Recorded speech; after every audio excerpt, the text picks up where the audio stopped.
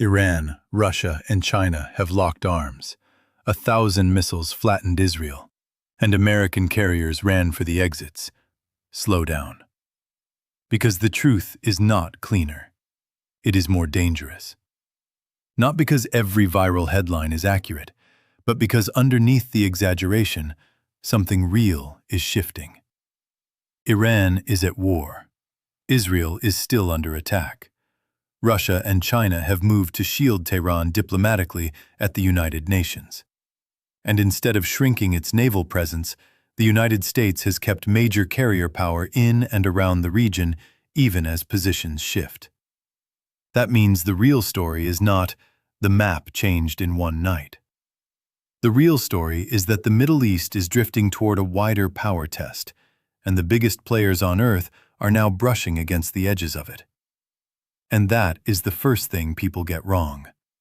They wait for one cinematic moment, one perfect headline, one frame where everyone agrees the old world is over and the new one has begun. But history does not usually announce itself like that. It leaks. It escalates. It stacks signals on top of signals until one day people wake up and realize the crisis is no longer local, no longer temporary, and no longer somebody else's problem. That is where we are now. Not at the end of the story. At the point where denial starts getting expensive. Here is the clean version. Iran has not been joined by Russia and China in the sense of a formal war alliance charging into battle beside it. But Russia and China did veto a UN Security Council resolution meant to reopen the Strait of Hormuz. And China has been pushing its own diplomacy while opposing forceful Western action.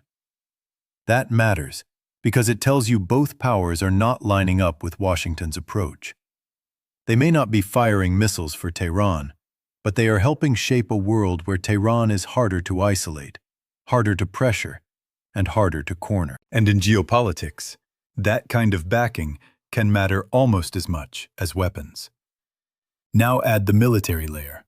Iran, Russia, and China have already been signaling cooperation for years through joint naval drills near the Gulf of Oman and the Strait of Hormuz.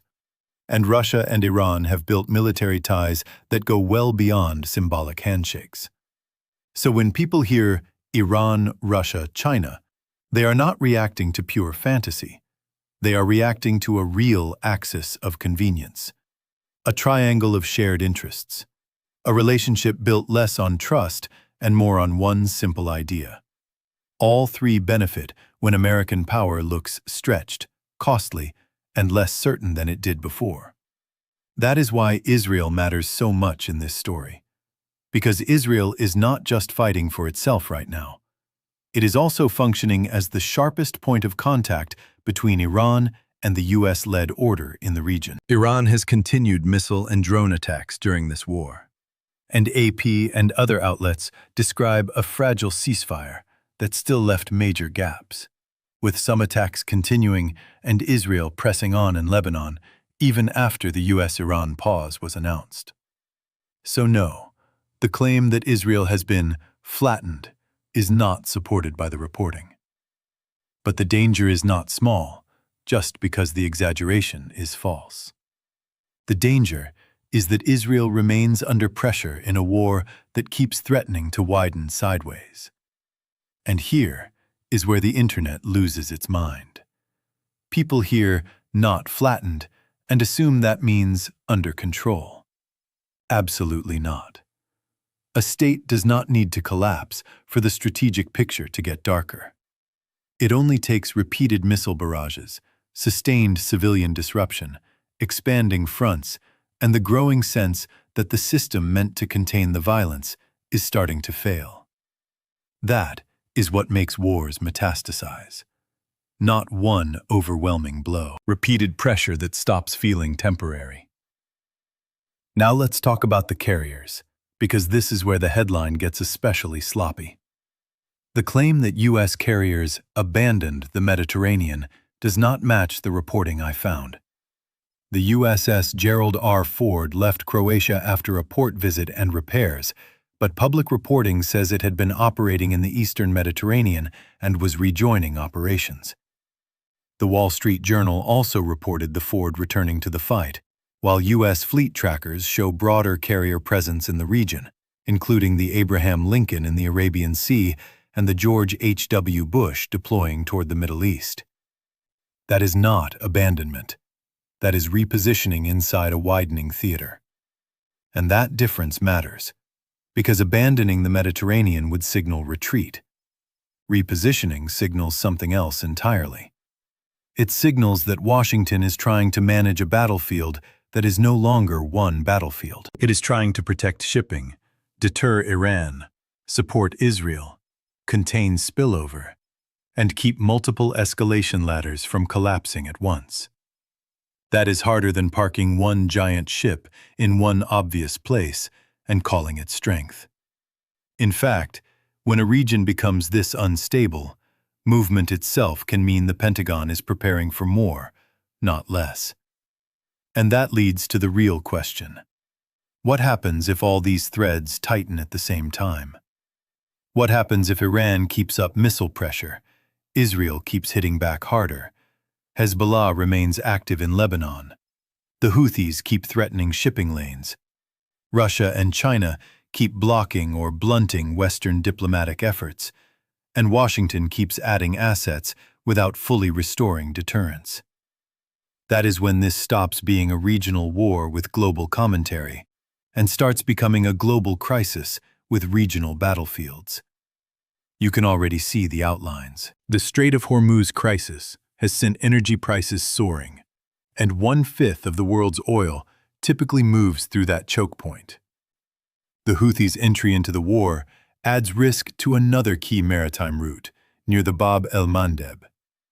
That means the same conflict is now pressing on two different arteries of global trade. This is not just missiles over cities. This is pressure on the plumbing of the world economy. And once shipping, energy, and insurance markets start behaving like war is not a temporary disruption, but a pricing regime, the political stakes explode. Gasoline moves, freight moves, inflation expectations move. Governments start talking tougher. Markets start demanding certainty that leaders cannot honestly give them. And then, every strike, every interception, every delayed convoy, every diplomatic veto starts hitting like a multiplier. That is how local wars become system shocks. This is why the strongest hook in this entire story is not who won today.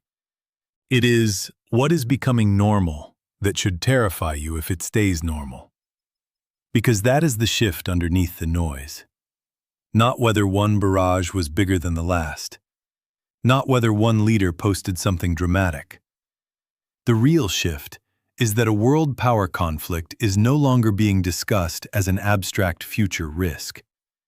It is being pressure tested in real time through proxies, shipping lanes, missile defenses, carrier deployments, and UN deadlock. And here is the hard framework you should remember. First, diplomacy is getting weaker, not stronger. Russia and China vetoed action at the UN over Hormuz, and China's peace push has been described by analysts as more rhetorical than decisive. That means the room for clean de-escalation is not widening. It is cluttered, contested, and increasingly performative. Second, military signaling is getting louder, not quieter. Carriers are moving, not disappearing. Allies are reinforcing, not stepping away. France even sent the Charles de Gaulle carrier group toward the Mediterranean to protect Allied interests as the conflict escalated. That tells you major capitals are reading this as a serious multi-front threat, not a temporary flare-up. Third, the economic blast radius is getting wider. The Hormuz disruption alone threatens oil, gas, and broader shipping. Add Houthi pressure near the Red Sea, and the map starts looking less like one war zone and more like a chain reaction through the world's trade corridors. That is, when even countries far from the fighting start paying for it. Now, let me give you the concrete example that makes all of this real. Imagine two futures. In one, a ceasefire hardens, shipping confidence returns, carriers hold the line, and the market starts treating the last few weeks like a violent scare. In the other, attacks continue. Shipping remains risky, diplomacy stays deadlocked, and each side keeps proving it can still raise the cost for the other. In the first future, the headlines cool faster than the fear. In the second future, the fear cools slower than the headlines. And that second future is the one that changes policy, prices, alliances, and public psychology for months. That is the mistake people make right before a crisis deepens. They keep waiting for one impossible sentence. Now it is official. But official is not the point. Behavior is the point. Are missiles still flying? Are ships still hesitating? Are carriers still repositioning for warfighting instead of peacetime optics? Are Russia and China still making collective action harder? If the answer keeps being yes, then the strategic reality is already changing, whether the loudest title on your screen gets every detail right or not. So here is the honest ending. No, I cannot verify the exact viral claim that 1,000 missiles flattened Israel, or that U.S. carriers abandoned the Mediterranean. The reporting I found does not support those lines. But if you think that means the danger is overhyped and therefore safe to ignore, that is the bigger mistake. Because the real story is stronger than the meme. Iran is still dangerous. Israel is still under fire. Russia and China are still complicating the Western response. Shipping choke points are still vulnerable. Carrier groups are still being moved around a region that is getting harder to stabilize, not easier. That is not a Hollywood ending. That is a pressure system. And pressure systems do not need one dramatic moment to change the world. They just need enough people to realize, too late, that the pieces were already moving.